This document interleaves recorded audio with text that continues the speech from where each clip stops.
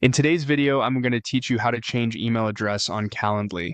If you've switched companies, adopted a new Google account, or simply want to update the email you use to log in, this walkthrough will take you from start to finish with clear, simple steps.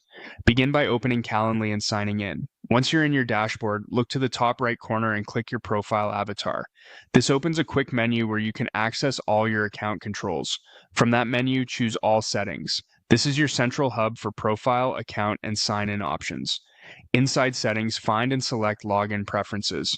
This section manages how you sign in and which account is tied to your Calendly login.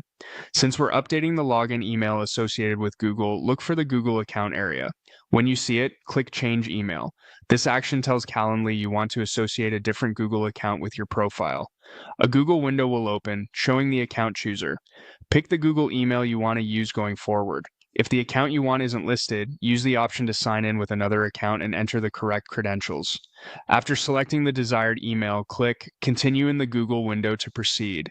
You may be presented with a permissions or consent summary confirming that Calendly can view your basic profile details and access calendar information as needed for scheduling.